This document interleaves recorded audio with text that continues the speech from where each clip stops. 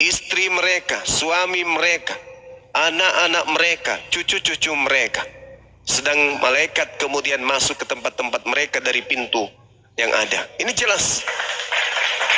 Jadi kalau di Islam itu suaminya Islam, istrinya Islam, anak-anaknya kemudian akan masuk bersama-sama di dalam surga. Mereka membentuk rumah tangga kembali dalam kehidupan yang kekal. Itulah di Islam. Nah, kalau yang saya tahu di Kristen, yang menyembah Yesus, memanggil Yesus Tuhan, bermujizat pakai nama Yesus, mengusir setan pakai nama Yesus, justru diusir ke neraka.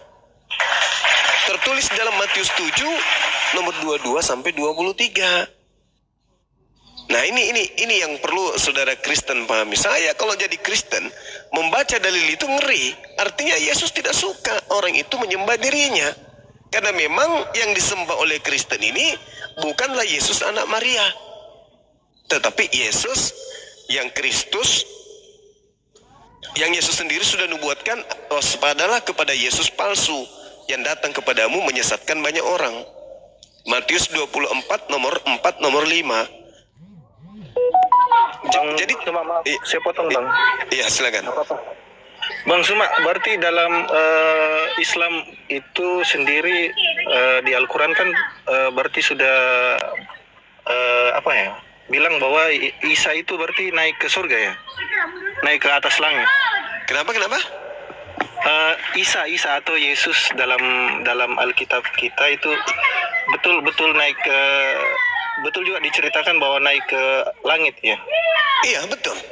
Yang naik ke langit itu adalah Nabi Isa alaihissalam. Ya ini makanya saya bilang banyak polemik bahwa kan kita juga dari ini pemahaman Kristen ya Bang, bahwa Yesus itu yang naik ke langit juga sama naik ke surga dalam artian kita di Alkitab.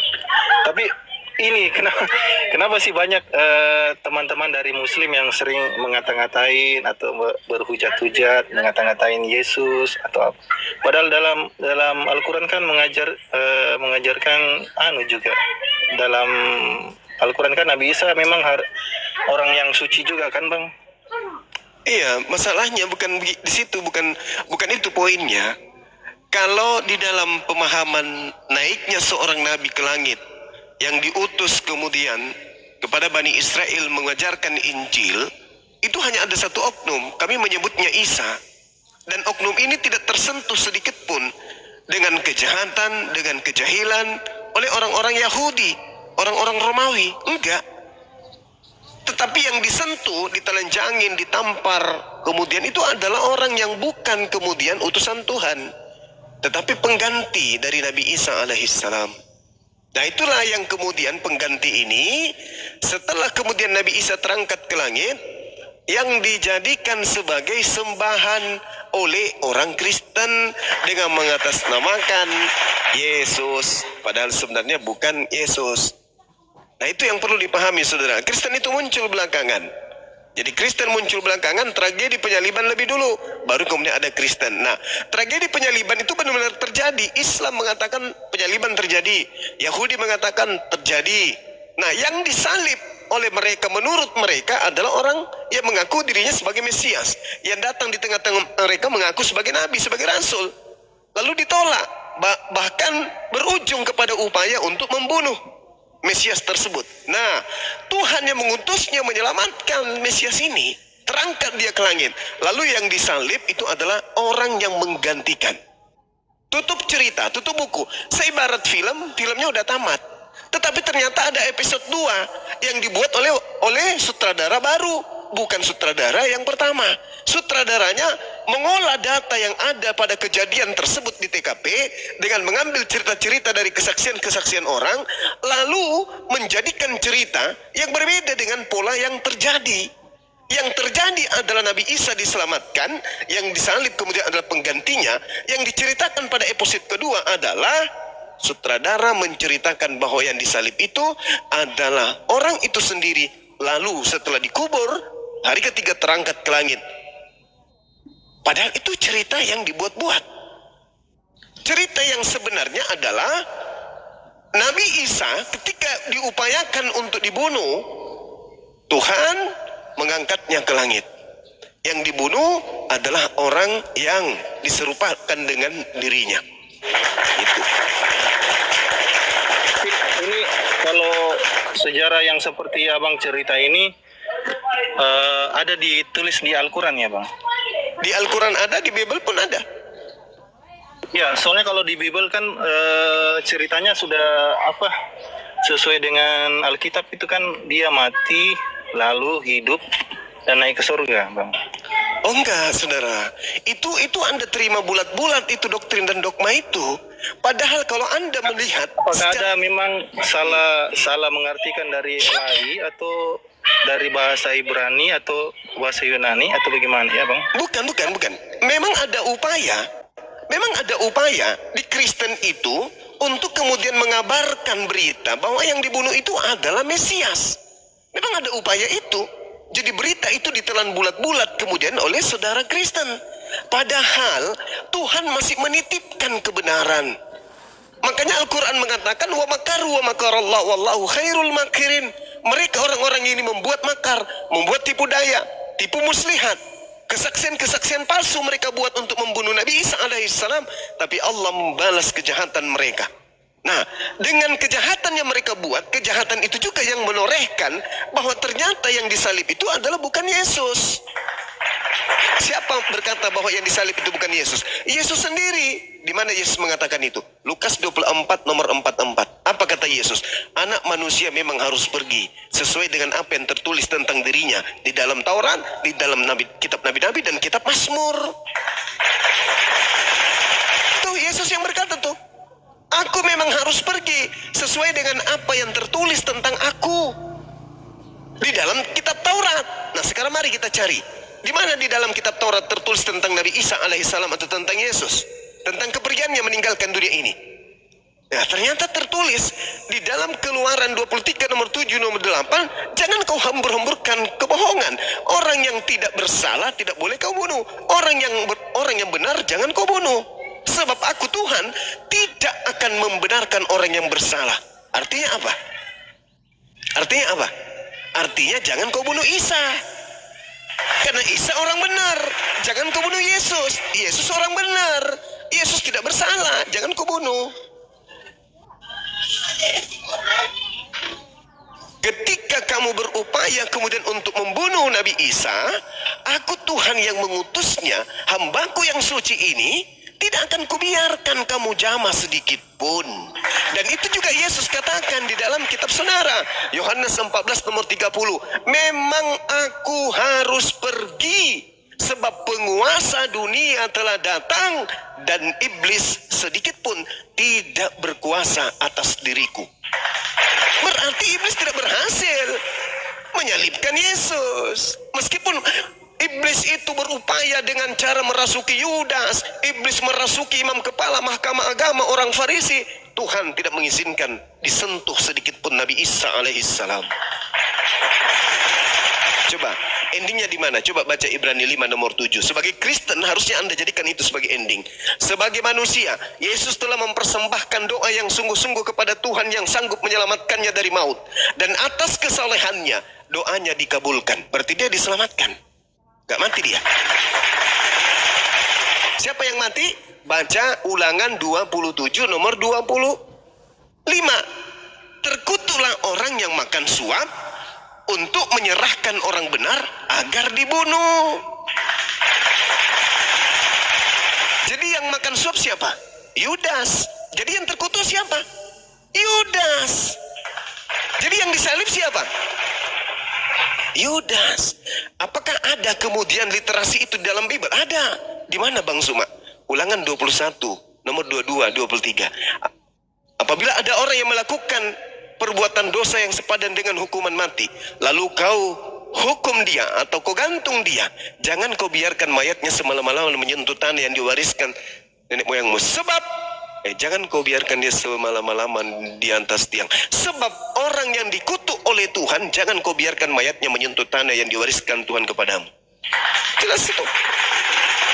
Makanya Yusuf Arimatea dan Nikodemus bersama dengan Maria itu meminta ke gubernur Pilatus untuk segera menurunkan mayat orang yang digantung di atas salib sebelum Sabat. Kenapa? Karena orang yang sepadan perbuatannya dengan hukuman mati, tidak boleh mayatnya menyentuh tanah. Harus diturunkan segera sebelum Sabat. Itulah yang terjadi. Paulus pun mengatakan apa dalam Galatia 3 nomor 13? Kristus, dia tidak mengatakan Yesus, tapi mengatakan Kristus. Kristus telah menebus kita dari kutuk hukum Taurat dengan jalan menjadi kutuk. Yesus, anak Maria, orang suci, bro. Dia adalah orang pilihan Tuhan, dia adalah duta, dia adalah Rasulullah, bukan orang terkutuk. Kenapa pula dikatakan terkutuk? Berarti yang dikutuk inilah yang digantung. Siapa itu? Yudas. Ada nggak perselisihan antara orang Yahudi dengan Paulus tentang ini? Ada. Tertulis dalam Kisah Para Rasul 25 nomor 19. Mereka hanya berselisih paham tentang seseorang yang bernama Yesus. Mereka berkata Yesus telah mati, tapi Paulus berkata Yesus masih hidup. Al-Quran saya mengatakan, Al-Quran surah An-Nisa ayat 157, mereka berselisih paham tentang siapa yang mereka salibkan. Jelas itu, Bu. Al-Quran datang sebagai cahaya, hudal linnas, petunjuk. Petunjuk Al-Quran itu. Ya, supaya manusia itu mendapatkan kemudian kebenaran hakiki. Tuhan datang ke tengah-tengah Bani Israel dengan cara mengutus ajarannya melalui para nabi. Lalu setelah datang ajaran Tuhan melalui para nabinya, nabinya diolok-olok, nabinya ingin dihapuskan. Ingat, Bung, ingat, Kristen itu agama yang muncul belakangan, bukan ditopang oleh kekuatan dari Yahudi, bukan.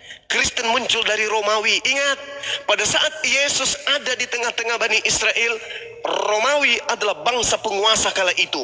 Bahkan Yesus hidup di negara atau di daerah atau di wilayah yang dibawa jajahan bangsa Romawi. Ingat itu. Sehingga yang mengajarkan penyembahan terhadap oknum yang bernama Yesus itu adalah kekuatan imperium Romawi. Dialah yang melakukan penekanan kemana-mana supaya orang di bawah jajahannya menyembah dewa mereka yang mereka sebut Yesus. Mana coba tunjukkan, adakah rabi Yahudi yang datang ke Indonesia dari sejak bahla sampai hari ini datang mengajarkan kekristenan? Tak ada. Yang datang pastor pendeta dari barat, dari Belanda, dari Portugis, dari Jerman. Itu yang datang. Mana ada nabi diutus kepada mereka? Tak ada.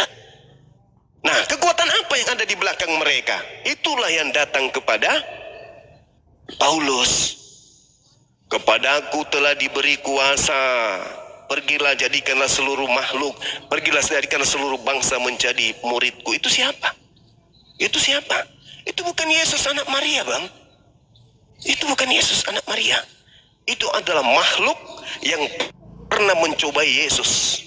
Ketika diceritakan dalam Lukas 4, nomor 6, nomor 7, nomor 8, nomor 9, nomor 10, nomor 11, nomor 12, endingnya di 13. Iblis mundur dari Yesus. Yes, iblisnya tidak sanggup. Iblisnya angkat tangan, iblisnya menyerah. Dia tidak sanggup kemudian untuk menggoda Yesus.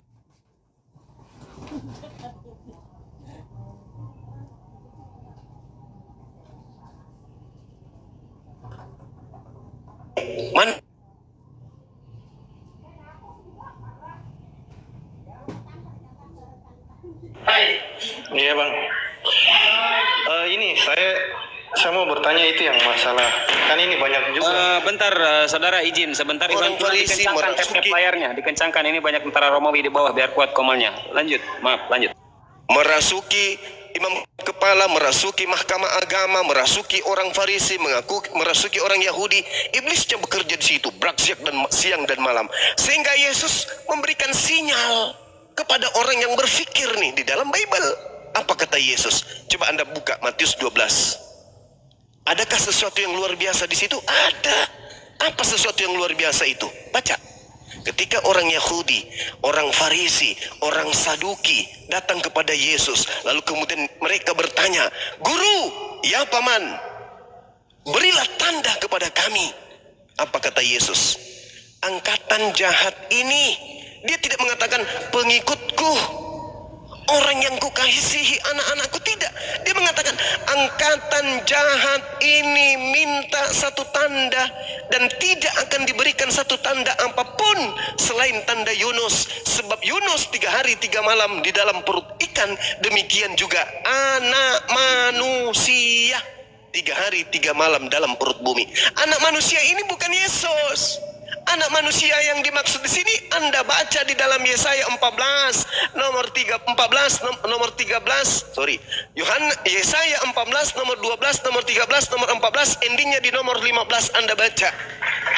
Orang yang ingin menyamai Tuhan, orang yang ingin kemudian mempersamai dirinya dengan Tuhan, ingin menyaingi Tuhan, kemudian bermimpi untuk naik ke atas awan-awan, untuk seperti Tuhan Maha Tinggi. Tapi apa kata Tuhan? Baca ending nomor 15-nya. Anak manusia itu justru dilemparkan ke dalam alam maut, di alam kubur yang paling dalam. Nah, siapa anak manusia yang keluar pada hari ketiga dari kubur? Setelah Yesus ditanya, berikan aku tanda. Angkatan jahat ini minta satu tanda. Tidak akan diberikan satu tanda apapun, kecuali anak manusia keluar dari kubur. Siapa anak manusia itu? Iblis. Makanya ketika di dalam Lukas 4, kepadaku telah diberi kuasa. Tuh, iblis yang memberikan kunci.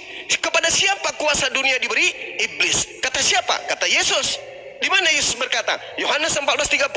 Aku memang tak lama lagi aku berkata-kata kepadamu, sebab aku akan pergi, karena penguasa dunia telah datang, dan iblis tidak berkuasa sedikit pun atasku. Siapa penguasa dunia? Kata Yesus, iblis.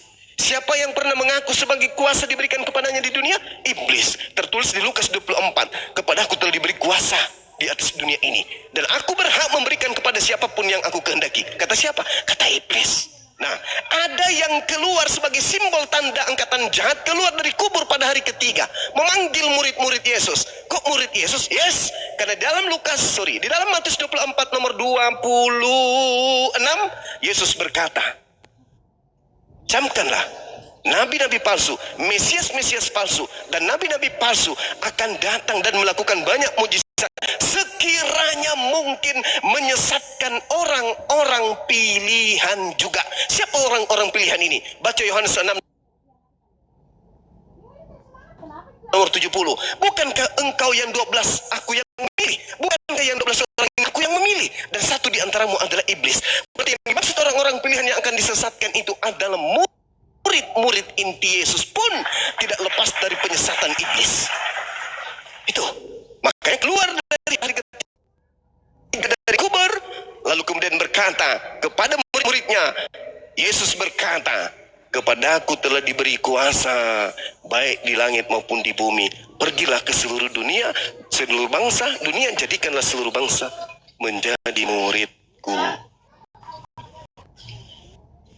Pergilah ke seluruh dunia, Yang ayat itu, Bang. bangsa untuk jadikanlah seluruh bangsa menjadi muridku. Itu siapa Artinya yang berpesan Kristus, itu? ya, Bang? Kenapa? Itu artinya yang ayat yang Abang baca terakhir itu mengikuti Kristus. Mengikuti Kristus. Kristus yang mana?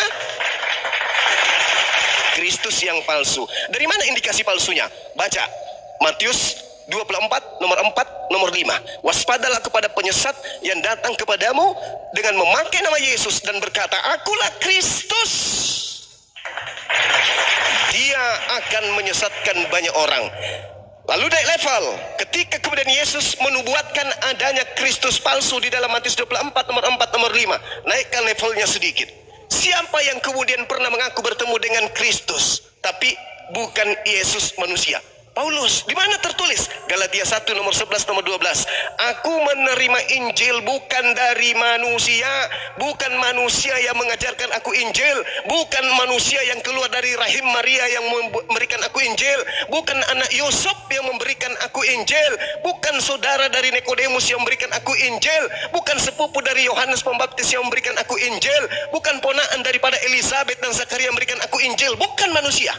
Tetapi aku menerima Injil dari Yesus Kristus. Oke? Iya, Bang.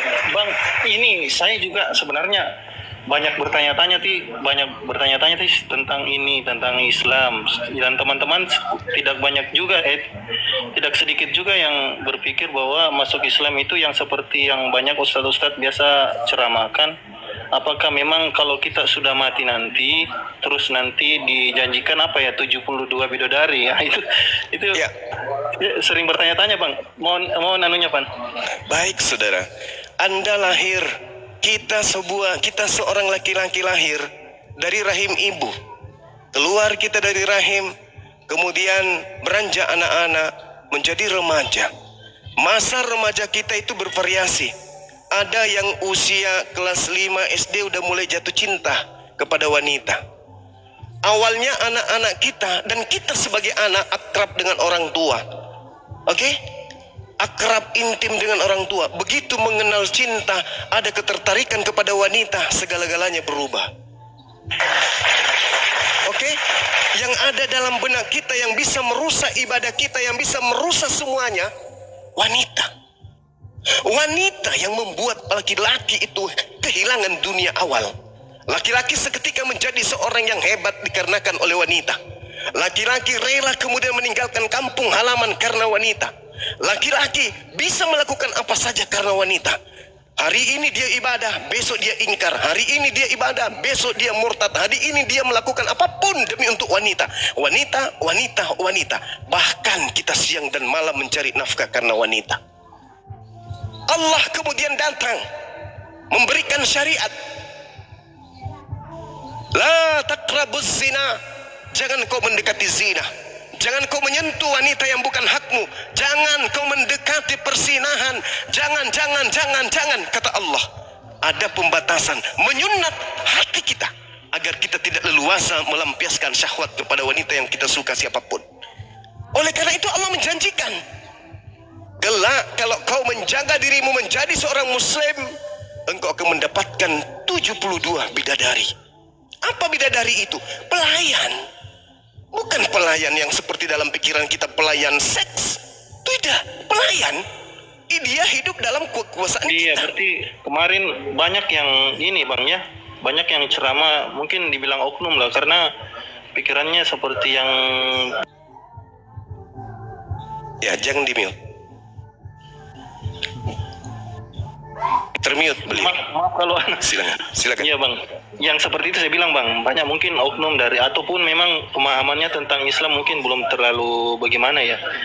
Karena kemarin saya banyak buka juga tentang ceramah-ceramah penceramah yang boleh dikatakan bisa masuk TV, yang sudah sudah terpercaya, tapi masih ngomongnya masih seperti itu, Bang. Tapi abang tadi yang jelaskan itu, kalau yang dibilang pelayan dalam arti yang seperti abang jelaskan tadi masuk ke akal sih. Tapi kalau yang maaf ya, Bang, yang seperti yang Ustadz siapa ya kemarin saya dengar juga. Saya paham Iya, itu. Bang. Jadi Iya, gini ya, saudara, yang Anda harus pahami, saya pun akan mengatakan hal yang sama. Ketika kemudian yang bertanya itu adalah seorang muslim, anak muda yang gagah perkasa, yang selangkah dari rumahnya berjalan, dia jadi rebutan wanita. Saya pun akan berkata demikian. Jaga kemaluanmu, jaga dirimu dari wanita-wanita yang tidak halal untukmu. Jaga agar engkau bisa menemukan bidadari jannah, bidadari di surga. Saya pun akan mengatakan itu. Hal yang sama.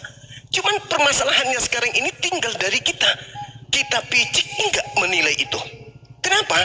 Seorang yang masuk surga itu adalah laki-laki yang suci.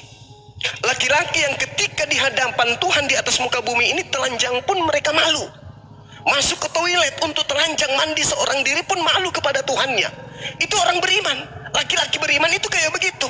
Kalau kepada Tuhannya dia mandi bugil aja malu, jangan pernah bermimpi masuk surga dia akan melakukan sesuatu hal yang kotor dalam pemikiran kita. Seibarat kata begini, Bang Suma lapar, oke, lapar. Dalam benak saya itu mau makan ikan 1 kontainer, mau makan ayam 1 karung, mau makan durian 1 mobil. Itu dalam pikiran pada saat lapar. Tapi begitu barang-barang yang kita inginkan itu ada di hadapan kita, duriannya hanya sebiji yang kita cicipin, ikannya pun cuma seekor, itu pun kalau sanggup. Itu apa intinya? Hikmah.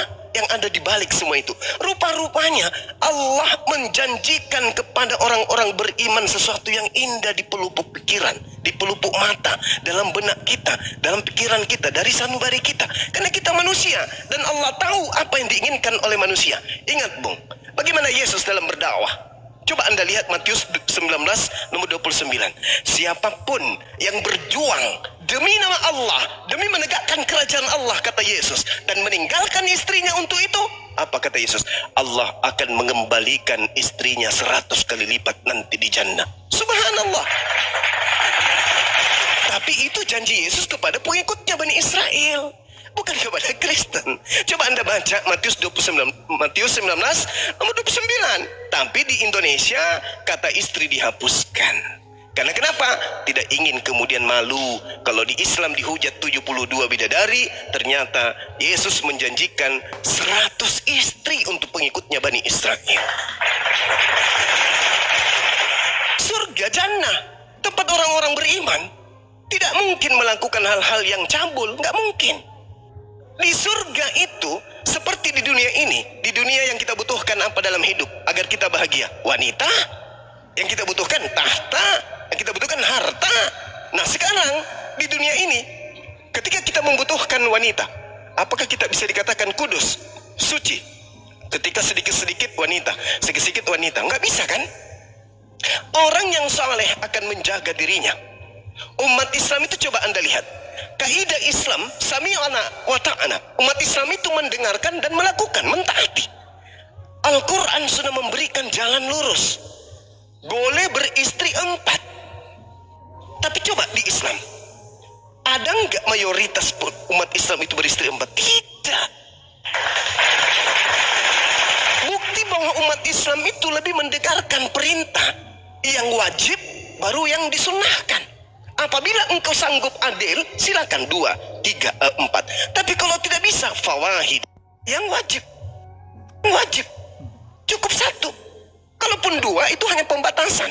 Nah, begitulah keadaan umat Islam ini. Ketika dijanjikan 72 bidadari,